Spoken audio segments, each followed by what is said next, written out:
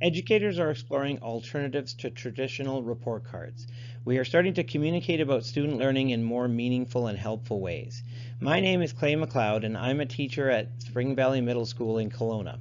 I'm working to communicate student learning in better ways in order to keep parents informed and to help students grow.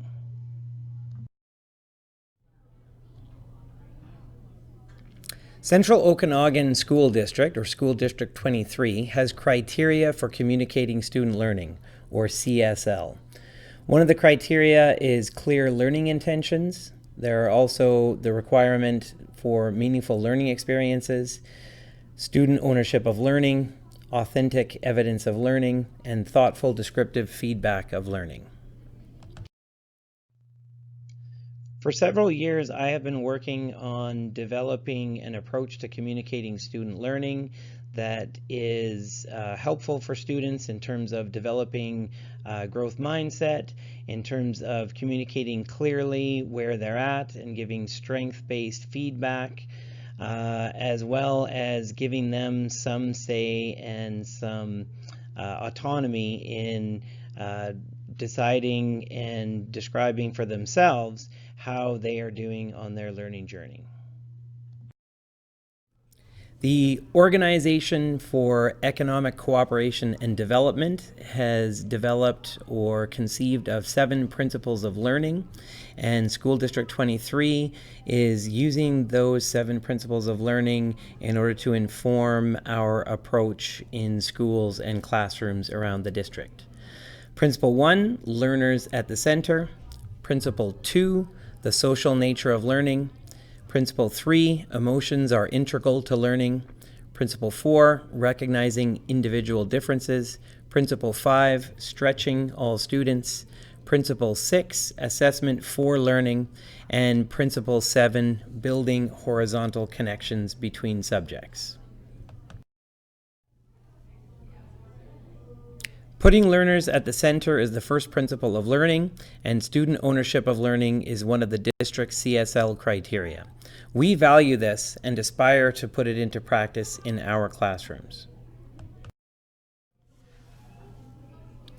We hope to teach students how to take ownership of their learning by having them collect authentic evidence of their learning and use that evidence to report on their own learning in a Google slide deck and Weebly website digital portfolio.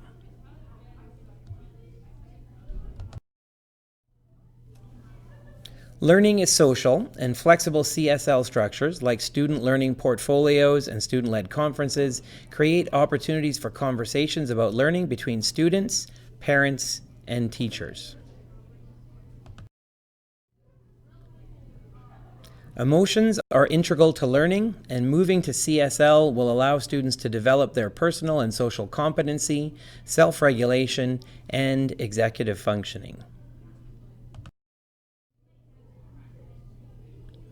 CSL meets all students where they are and allows for us to provide more personalized feedback in order to tailor our message to each student's circumstances, as opposed to the cookie-cutter approach of traditional report cards. A big part of CSL is trying to develop in students a growth mindset so that all students can stretch and be challenged to do their best and make progress from where they are. A growth mindset is the idea that everyone can learn and get better at things, as opposed to a fixed mindset, which is the idea that a person's intelligence is static. The Proficiency Scale represents the potential for progress that all students have, as opposed to letter grades, which lead students to potentially identifying as, for example, a C student or an A student, or so on.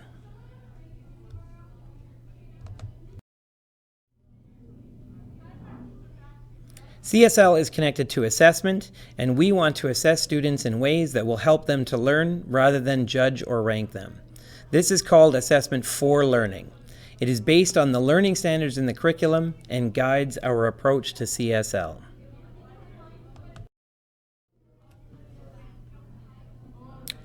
For all of these reasons, we are moving away from traditional report cards, which can be a scary and demotivating experience for many students, and letter grades, which can discourage a growth mindset and encourage a fixed mindset.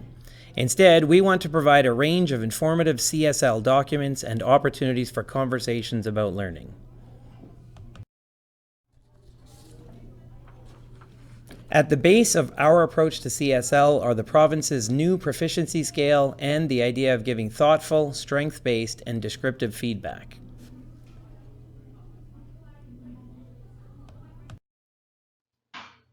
The first part of our CSL document will introduce the document, describe the student's attitudes, effort, and behavior, rather than a G, S, or N in each subject, and describe the points on the proficiency scale: emerging or initial understanding and competence, developing or partial understanding and competence, proficient or complete understanding and competence, and extending or sophisticated and insightful understanding and competence, as well as intermediate points between the main four: acquiring between emerging and developing, refining between developing and proficient, and mastering between proficient and extending.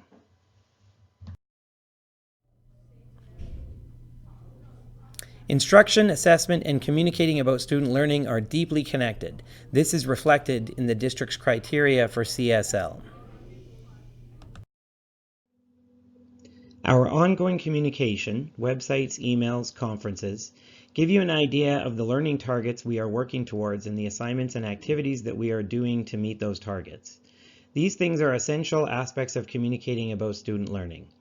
The next part of the document shows you how your child is progressing in relation to those learning targets. In other words, the proficiency scales show how the students' work on assignments and performance in class demonstrates their knowledge, abilities, and understanding.